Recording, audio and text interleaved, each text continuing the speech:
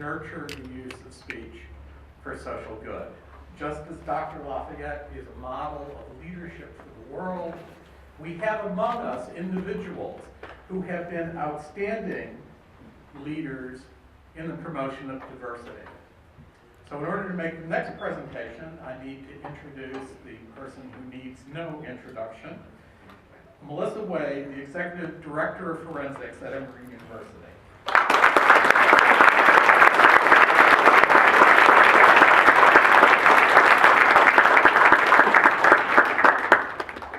I want to thank you all for being here. This celebration means a lot to all of us. Dr. Lafayette, I cannot imagine a way we could have started this tournament more powerfully than having the great honor of listening to your words. I got to be in a meeting with Dr. Lafayette a couple of months ago, and I didn't really know who he was. I was late getting there. A bunch of people I didn't know, and he sat quietly and listened to everybody. I didn't know the names of half the people that were there, and he started talking, and I went, ooh, I don't know who this is, but I am in the presence of greatness, and I was very clear about that. So thank you for being here, and thank you for sharing with all these children. And Daniel, I really want you at Emory, buddy.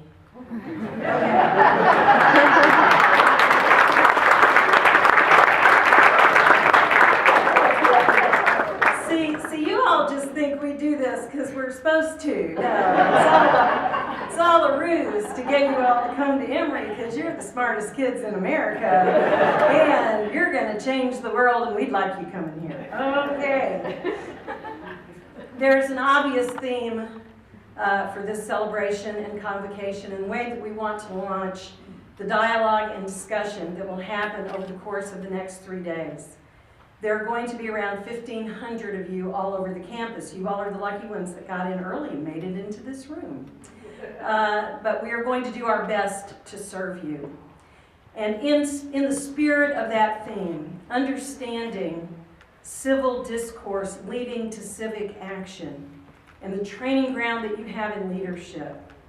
It's an opportunity that we have to promote those and remember those, like Dr. Lafayette, who came before you, who made the world a better place for you to be in. And in that spirit, we have an award that we started years ago in honor of the promotion of diversity in forensics and debate, and we named it in honor of Paul Slappy, who was a legendary coach at the University of Iowa.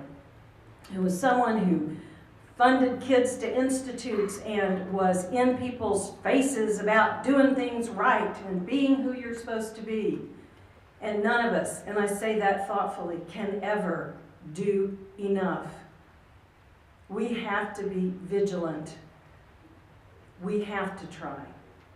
So we do that in different ways, and we honor people that make different kinds of contributions to our work.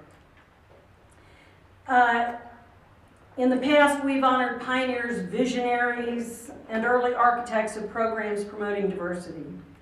Today's recipient represents the best of the present, assessing the forensics competitive and classroom laboratory to document the power of debate in a free society so that we can spread this message further.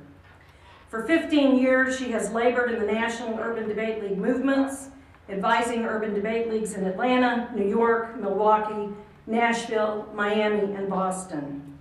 She is a full professor and top scholar in her field, and one who is never at a loss for words, and has publicly admonished the discipline, the entire academic discipline of communications, for the poverty of their activism in the service of civic progress.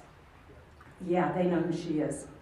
Her groundbreaking work has led to the first multi-city study on urban debate, Common Core state standards, and debate across curriculum. She has multiple peer-reviewed journal articles on the impact of the UDL. Along with James Rowland, she was a finalist for the $20 million federal Race to the Top grant for debate across the curriculum in Colorado. You know, in Georgia, we don't really participate in things that are smart sometimes. She met with former First Lady Laura Bush and shepherded Atlanta UDL students and teachers to a conference at the White House. She participated in the collaboration between the Atlanta Urban Debate League and Atlanta Housing Authority, which passed federal research muster with the U.S. Department of Justice, and those programs were selected as one of only 2 education programs in the United States recommended for national replication as an anti-gay youth development program. Let me just tell you, we did not see that coming. If you listen to children, they will tell you what they need, and they will tell you what you should do, as opposed to what you think you are giving to them. This recipient gets that in a way very few others do. She is a profound power in the representation of children in need of the advocacy skills to change the way their lives, the lives of those in their communities, and the lives of everyone in this room will go. Please join me in congratulating Dr. Carol Winkler, Associate Dean of the College of Arts and Sciences and Professor of Communications at Georgia State University.